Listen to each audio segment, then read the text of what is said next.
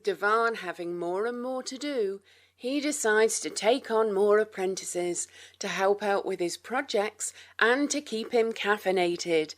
The first of which is a soy, a young, small, sarcastic woman, eager to explore the ways of the arcane, with the potential to learn some of Devan's martial arts. A few weeks later, a younger apprentice called Moth shows up, and Devan decides to assign her to Cassandra for training. Devan has some trouble with his attempts to reach out to other planes, and decides to visit Atropos for some advice. She helps Devan reach out and make contact with the outer planes in her own disturbing way. He contacts something and makes a deal of sorts. All he needs is a two-headed creature to use as a vessel, and he will be able to summon a guardian for his tower. He spends some time wandering the hills, seeking a suitable sacrifice. But when days pass with no success, he decides to visit the giant Kronos, cleric of Valfara. He learns that Atropos' current apprentice has visited, seeking vengeance against her mistress. He takes the troll heart from the altar and makes a hasty retreat to Atropos' cave, hoping to halt her apprentice's vengeance. He arrives to find Atropos alone, nibbling on some suspicious bones. He returns home and collects his apprentices to aid him in his dark administrations. He leads them to the secret workshop in the brackish fen to regrow a troll as sacrifice to dark powers beyond his ken.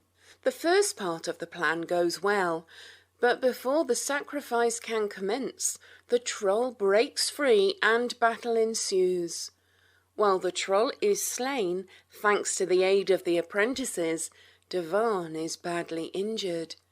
Attempt 2 goes better, and Devan calls forth a lesser Yugoloth to serve as library guard for his tower.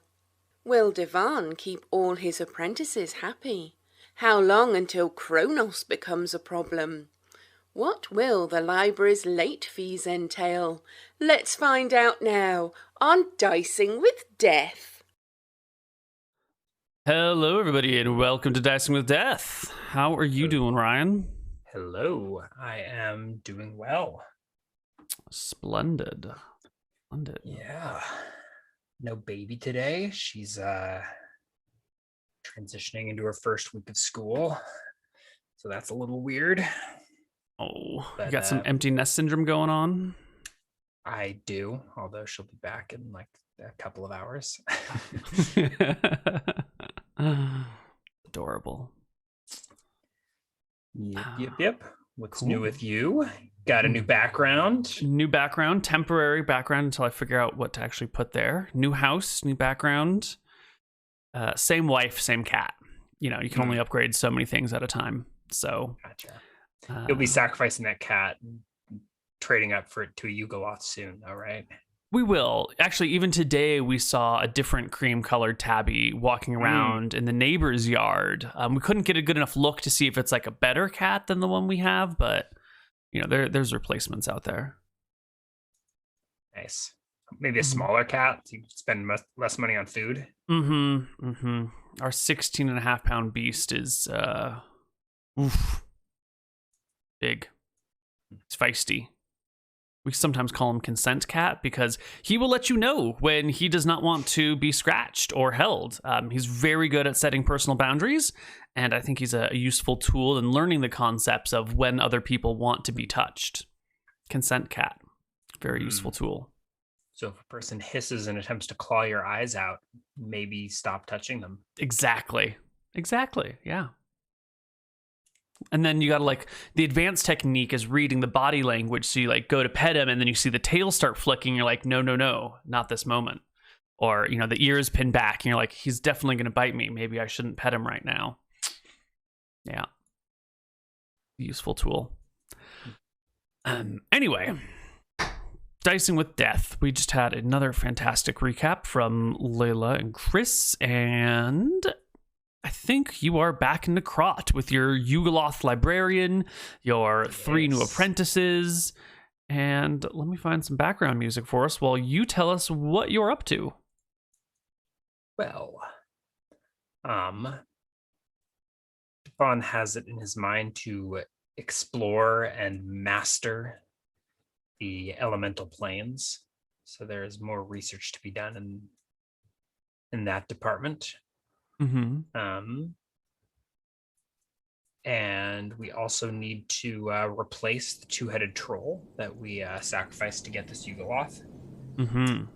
So there's at least a couple things on our to-do list.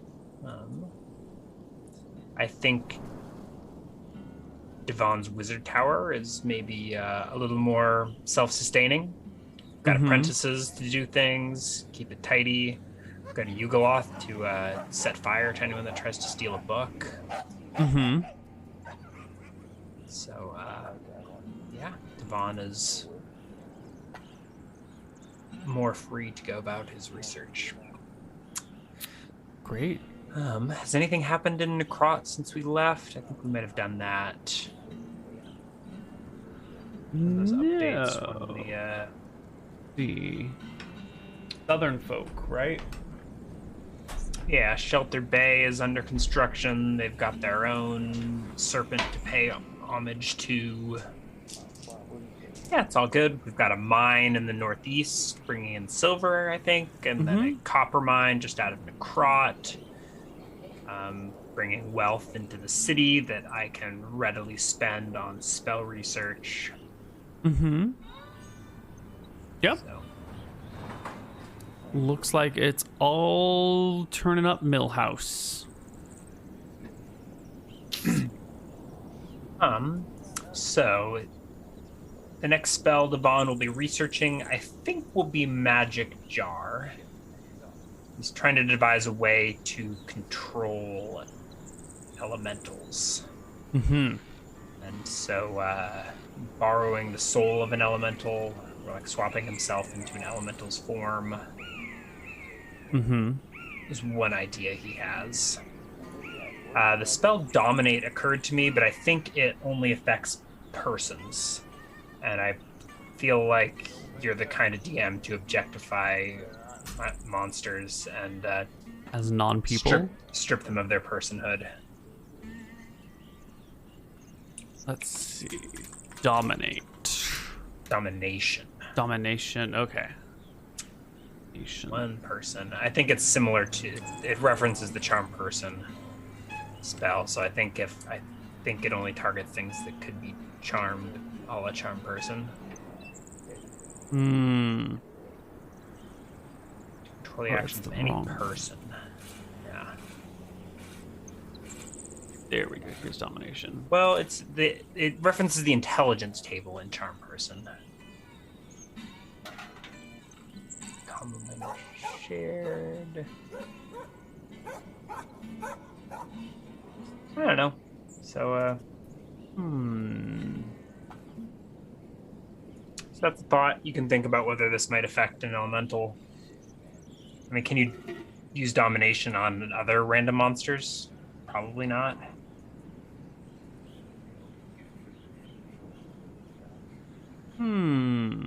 Well, you definitely couldn't use it on, like, a slime, right? Because a slime isn't a person? Yeah. Sure. Because it definitely calls out personhood. A troll is questionably a person. It's a bipedal humanoid with some level of intelligence and language and social structure and abilities. So I think a troll might fall under person here. So I don't know charm about person lays out a person as a bipedal human, demi-human, or humanoid of man size or smaller. So they say 10th level fighter could be charmed, but an ogre could not. Domination doesn't specifically say that it uses the same definition of person, but it seems kind of implied. Well, because there's also charm monster, which is just the higher level version of charm person, which will affect ogres. Oh, really? Yeah.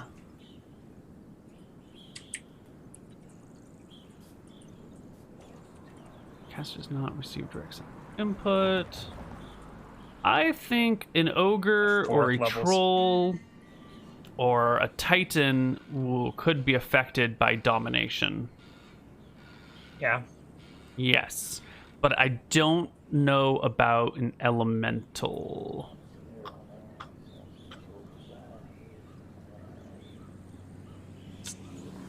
You can charm monster can charm any living creature. I could charm monster on an elemental. Mm-hmm. And they're pretty dumb, so if I get it to succeed, it will last for like a month. Mm-hmm.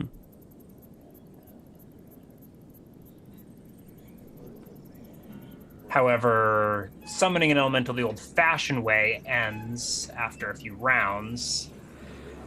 I was planning on experimenting with like the soul ripping to see what happens if I magic jar an elemental. Mm-hmm. So we'll get there. I'm wondering about the crown of domination. Was that an item you invented? Is that what it was called? Yes, the crown of domination. Helm of... Yeah. Helm of the Dominator is Dota. No, there's a helm of domination item, and I just switched it from the crown. Okay, it is an actual... Yeah. Right? I think so. I don't see it, but... I made that one up. Maybe it's in, like, one of the Encyclopedia Magica or something. Yeah. So I may be researching that as well.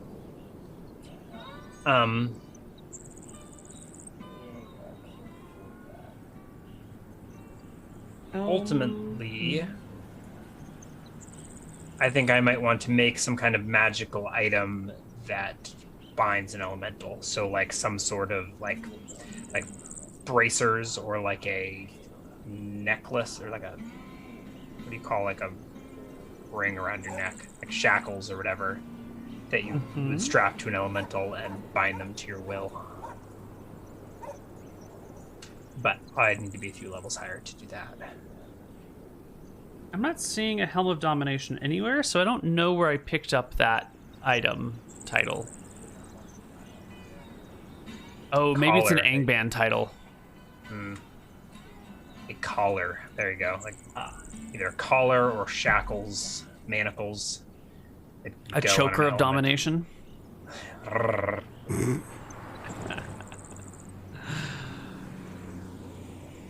But those will need to be level 12. I could make them like a charged item. So like fill it with enough charm monsters or domination spells that just like it refreshes every month, and when it runs out of charges, the creature breaks free. But that's a pretty cool idea. You would need to be 12 for that, I think. Yeah. Yep. And yeah, so that's further down the line. So something akin to a crown of domination might also be in the cards. So I'm interested in that, in researching that, but okay. Yeah. So it seemed, considering I'm down HP, I think doing some spell research makes sense. To research, say, Magic Jar, probably also researching Domination, maybe also researching these charm spells. But that might be more akin to just like trying to figure out what they are, not necessarily trying to learn them. It makes sense. I feel like part of magic research is understanding the properties of things and then learning to control them. So we could do like some variant of magic research where it takes a hell of a lot less time, and then you make a check to see if you can like understand the complications. Most of this is out of character, trying to figure out exactly what these spells do. Charming an elemental is an interesting idea, because normally they have that they attempt to break their summoning, but I feel like if you summoned an elemental and then immediately cast Charm Monster on it, they would probably not try to break free of your control.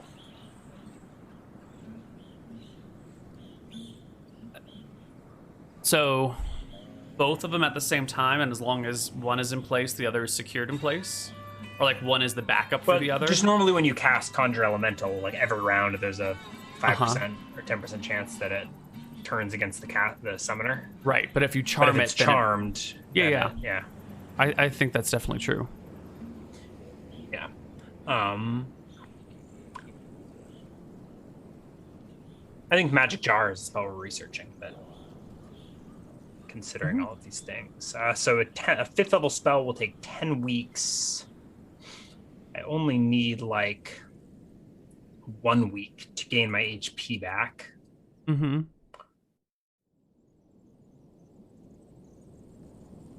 Yeah, making a golem would be cool, but I think those take like 18th level wizards.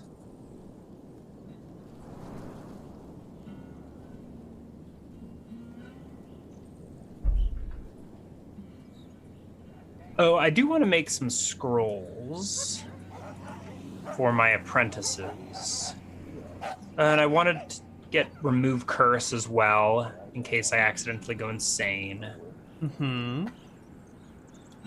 Which I don't think I've researched yet. Lowest level golem, wizard level 14. Which one is that? Guardian golems, glass golems, flesh golems, necropedius golems. That's a snake thing. Yes. Necrophidius. Well done. Dispel magic, and I need to research Remove Curse. Okay. So we've got months of spell research to do. Mm-hmm. However, finding a troll is probably the first thing. Do scrolls take 1 day per level, or one? I think it's 1 day per spell level. So I'd like to create some scrolls of Dispel Magic and some scrolls of Remove Curse and leave them around in case I'm just incapacitated and my apprentices need to save me. Inscribing a spell into a scroll takes 1 day per spell level, while creating a protection scroll takes 1 full week. Yeah. So, a couple scrolls, a troll, and then into the research. I think so. Okay. I don't have the Remove Curse, so let's see about making Dispel Magic scrolls. Any thoughts on what items I will need? Dispel Magic is a 3rd level spell. And 3rd level spells, when turned into scrolls, you'll need processing materials.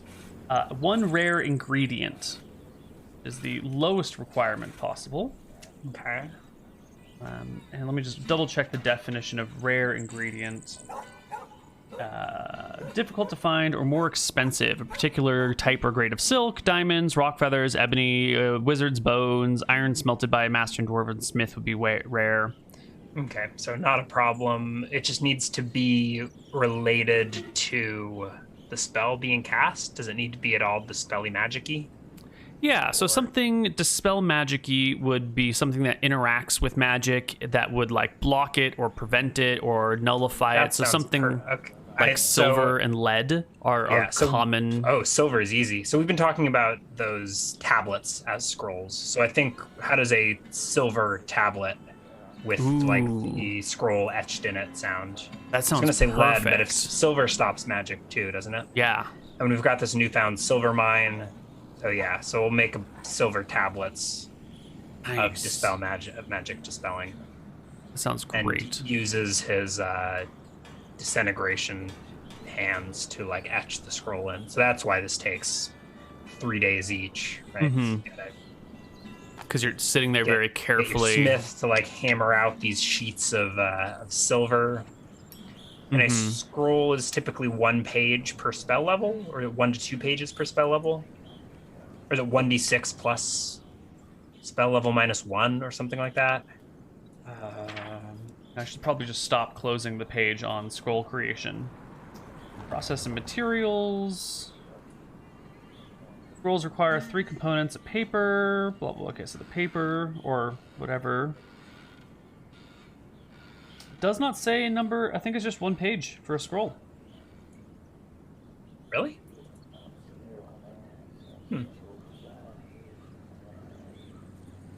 It's typically a spell is a number of pages, some number of pages. Mm-hmm. How many pages in a spell book?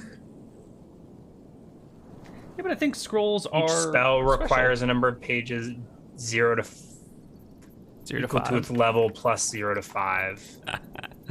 But that's for inscribing it as okay.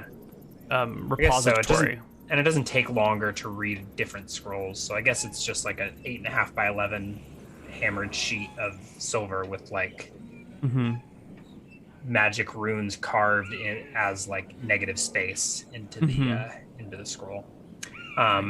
What is the chance of success? Let's see, 80% plus 1 per level, minus 1 per spell level.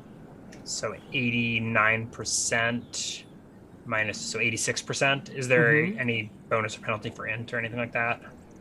For paper type, there's a bonus or penalty, but that's it. Okay. If the character fails the success check, the scroll he is currently inscribing fails, and he may not add any more spells to that scroll. But any spells previously placed on the scroll remain intact and may still be used. So there's this concept in D&D, just to like do a little side chat, about multiple spells on single scrolls. And I've never understood why you would put multiple spells on a single scroll instead of just having multiple scrolls.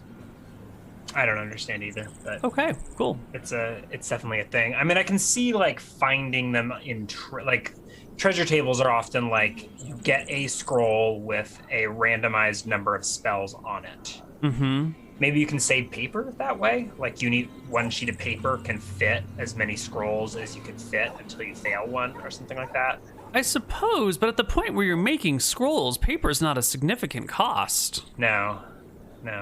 So I don't know. Maybe it's just like easier to store. You can roll it all up in one big thing, and you can put it all in one scroll case rather than... Because if you got 10 scrolls, you can't fit that all in one scroll case. The volume is too great. Maybe it's a space-saving technique. Maybe. Yeah, that was my second thought, is like the scroll case kind of thing. Mm-hmm. I think if we were doing a Dispel Magic scroll on paper, making like an ink out of silver would probably be a cool way to do it. Yeah, but I'm going to use silver paper itself, which will be more durable, right? That's not going to get destroyed or anything like that very easily. I guess it can be melted in extreme circumstances, or like etched away in some crazy acid, but maybe awkwardly folded, but you know. Yeah, I was imagining it being like a stone tab. Well, now it's a silver tablet. So it stays as a sheet, but I could also see, like, it's probably the consistency of like aluminum foil, like tin foil. But maybe so, like thick aluminum foil, so it doesn't bend quite so easily. Yeah, but you're not going to want to be folding it and unfolding it, right? It'll be like it'll probably be labeled with like Dispel Magic on it, right? In plain English, so that my apprentices know what to do. And probably like lined with like maybe like wood, a frame like on the top and bottom, just so it's like easier to roll, like you roll the sheet of silver around like a wood bar. It's not necessarily part of the magic, but is like wood bar in the rolling, right? Yeah. Rather than having to like grab the edge of a sharp metal foil, being able to like grab a piece of wood and unroll it. Yeah, probably gives it something easier to grip when you're carrying it too. Yeah, typically I would need to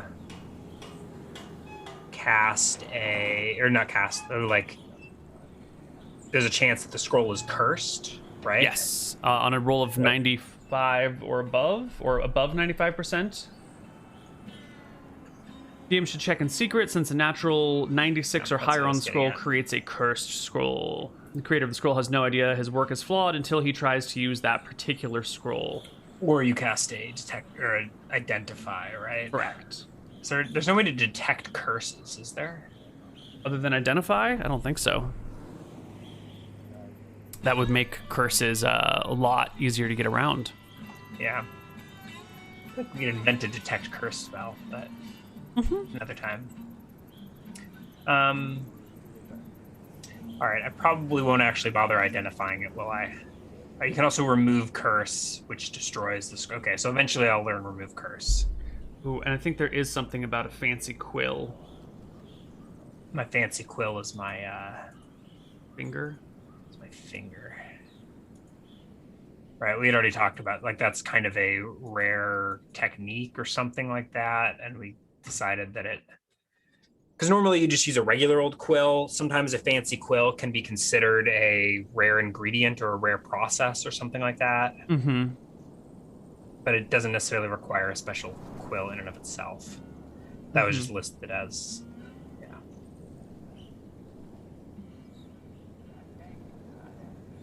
Yeah, the lesser disintegration. So I suppose you can roll this in secret. Yeah. It's 3 days each, so maybe let's try for 3 scrolls of Dispel Magic. And your chance the pen is can't 86? just be an ordinary goose quill. It must be from a strange or magical creature, perhaps one appropriate to the nature of the spell. The task of gathering the right quill can be an adventure in itself. Quills handpicked by the wizard himself increase the chance of success by 5%. I don't think we're bothering with that in this case. Seems a little metagamey, or not metagamey. Seems a little cheap to be calling my lesser disintegration a hand-picked quill. Or I think using that to bypass the need for tracking down a quill. Yeah. Yeah. Seems fair enough. I actually can't find that passage in the Spells and Magic. Is that an old DMG rule? I don't know. Someone linked it in. Yeah, it's probably DMG scroll creation or something. Okay. But anyways, so it'd be 86% chance making 3 of them. Excellent. How good my poker face is.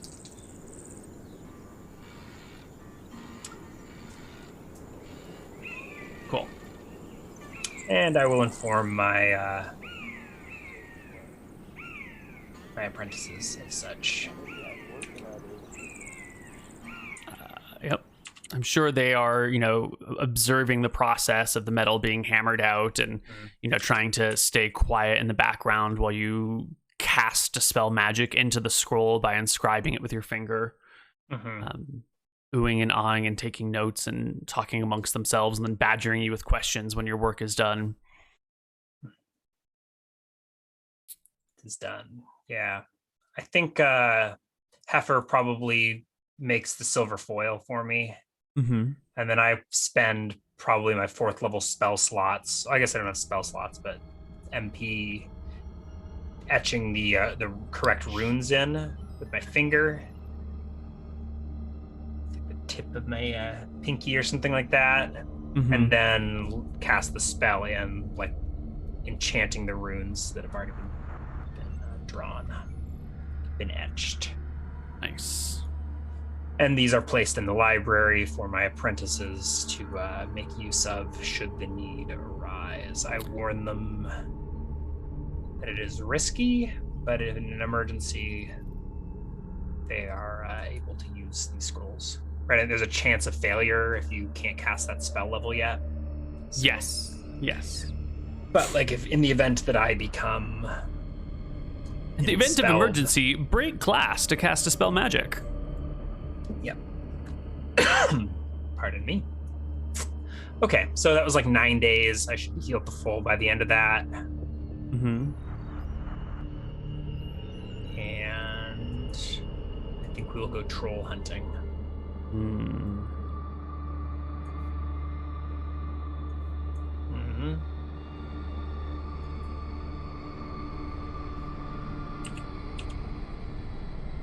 So back to the brackish fen to look for another 2-headed troll, or do you just need a regular troll?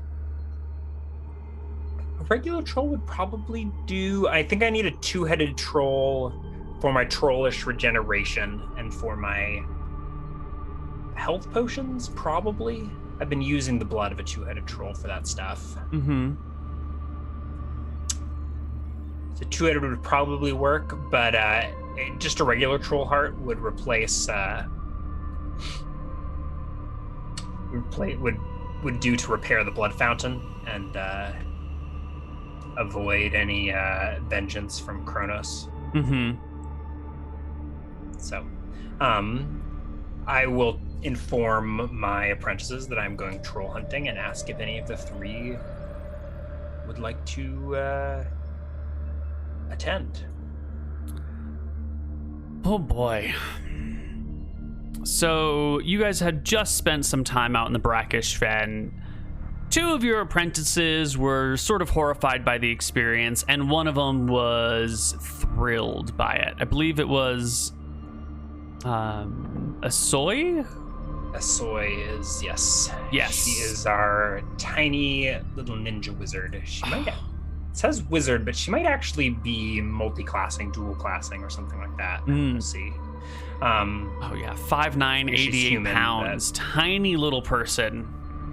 She's got that 15 dex, and I've been training her in martial arts as well. Can I roll? I don't know exactly what Cassandra and Moff are doing. Soy has been doing spell research. She's had a week, so I would like to roll to see if she has mastered any of the elemental fists yet. Ooh, yeah. What is the chance to research a spell?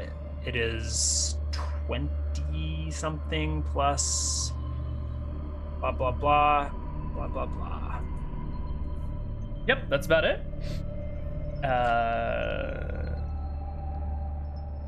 Success, 10% plus 1 per point of relevant attribute or ability score, plus 1% per experience level, minus 2 per spell level. So if she's first level with 16 int would be 26, 27, minus 2 per level. 36, 37. No, it's 10% plus 1 per stat. Oh, 10, okay. Yeah. So it's, okay, so 25%. That's if she wants to just do it after 1 week. Yeah, but you might not. Do. It's only been a week. Okay. Cool. Yeah, but I'll do it. If she critically fails, then maybe she'll come around to my way of thinking and realizing that chill touch is indeed an elemental. Yeah. So which one are you doing first? Do you have any thoughts on which of the elements she's starting with? Air, earth, fire, water? Earth. I think for her, you guys are in the Red Hills. It's warm. There's not a lot of water. There's plenty of air, but there's a lot of earth. And you're doing mining. You're like pulling towers out of the earth itself. Yeah. Did I say that I forced her to research this? Or I think I didn't just give her my spellbook and say, here's Fist of Stone, learn it. We're going to just do it. I think you were trying to get her to research it the hard way. Success. Okay. So she does not have Fist of Stone yet. Okay. Has she had more than... So we just passed 9 days. There wasn't any prior research. I don't think so. Okay, we'll start going from here. Does she have any spells? She has Detect Magic and Read Magic to start. Yeah. Okay. Okay. So, boop. Okay. So Asoy and Devon will head into the brackish fen. I will armor her. Let's do that. I believe you still have plenty of blessed leather, so armor is not a problem. So we periodically look into getting blessed leather. And let's see what I got written on my sheet right now. I'm not seeing any.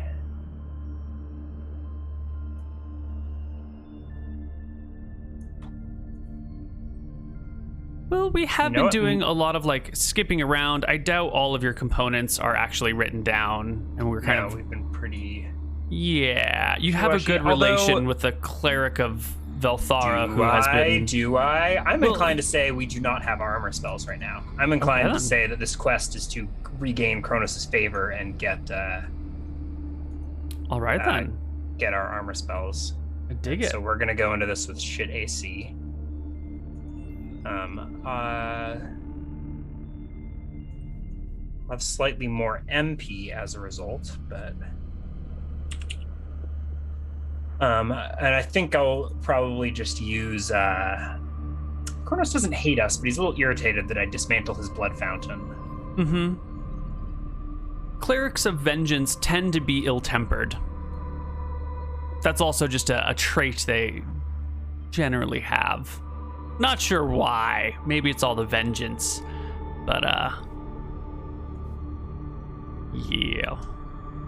Maybe it's that amulet of Velthara that, like, emanates an aura of grudge that just increases the animosity between people.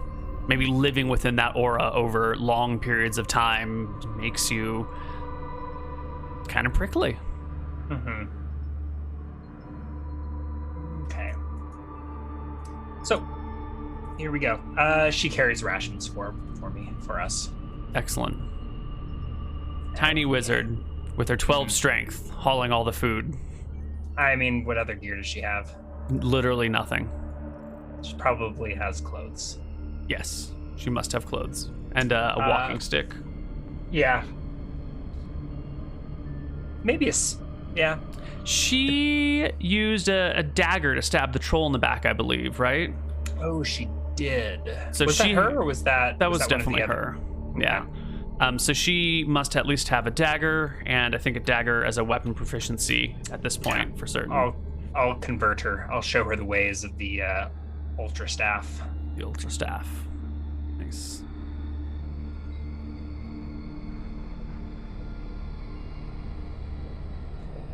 So, off we go. We probably don't need to make any encounter checks.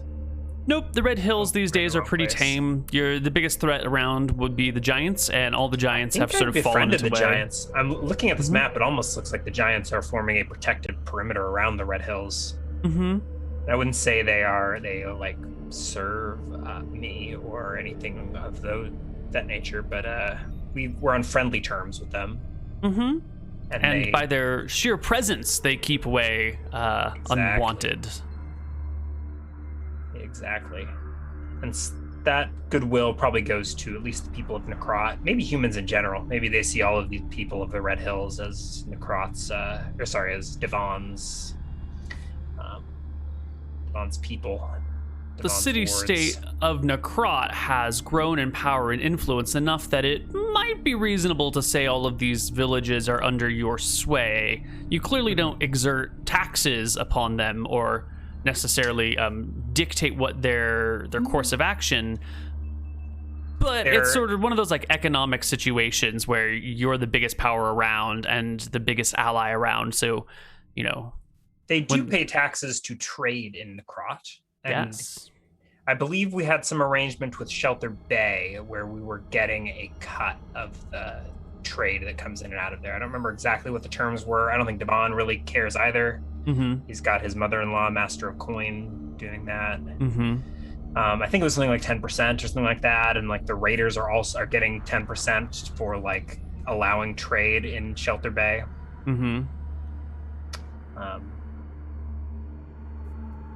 And because most of the trade is getting funneled through Shelter Bay and through Necrot, where we are getting some taxes. Mm-hmm. Mm-hmm. But yeah, no, you're right. And I don't know that the vision for this land is for Necrot to rule over these other cities. I think having a collection of independent city-states is probably more in line with our philosophy and stuff. What are you smirking at? Everything, nothing. Flirting with chat. You know me. I love to flirt with chat when I actually remember that they exist.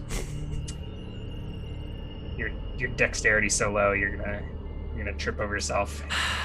Clumsy flirting. Yeah. Did you really get a 17 wisdom today? I did. 5 dex, 17 whiz. I'm pretty happy. 6 charisma. Nice. Yeah. I'm wise enough to know that if I try and flirt with chat, it's not going to work, and I'm going to fall on my face. So I'll just pay attention to Dicing with Death. Nice. Mm-hmm. So I think by the end of today, Devon and Asoy make their way to Grecos. Okay. Boop, boop, boop. Nope, you already moved the thing. arriving in Grecos. It is more or less chill. People are eager to see Devon show up in Grecos, though, and an impromptu celebration is held. Not really like, anything too fancy. It's been like a week since we were here last, but sure. Yeah, but maybe they're just glad to see me without a monster in tow. I think last time we came trudging through with that freaky frog demon. That was a little bit bizarre. But also, it behooves them to celebrate your arrival. They want to be in Devon's good graces. So when the great Devon comes through, celebrations in minor forms are had. Like there's a big public dinner that's held. You don't have to necessarily attend, but there are lights and singing and dancing, and people sort of take the rest of the day off. And there's a small little local festival going on. Well, we enjoy food and drink and their hospitality before moving on the next day. Is all well in Grecos? All is well. Because yes. There is a little bit of bittersweet, not even bittersweet, just sort of, what do you call it? Jealousy or envy or something that Platos, which has become this semi-revered figure in Necrot, was theirs originally, and then they angered him, and he cursed them. But how quick they are to forget that. And yes, and Devon came and saved them from their river turning to blood.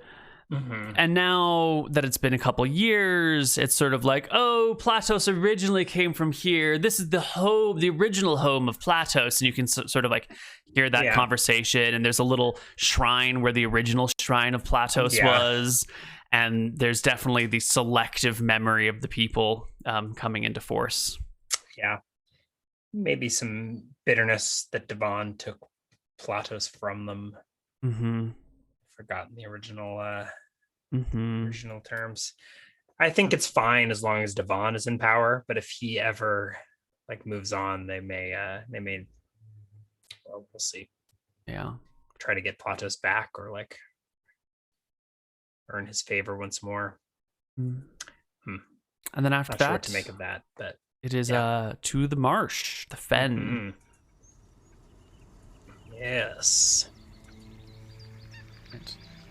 I think as you approach the fen is the perfect time to take our first break. Sure. And we'll come back on the other side as we enter the brackish fen looking for a two-headed troll. So see you guys on the other side of a break. Bye-bye.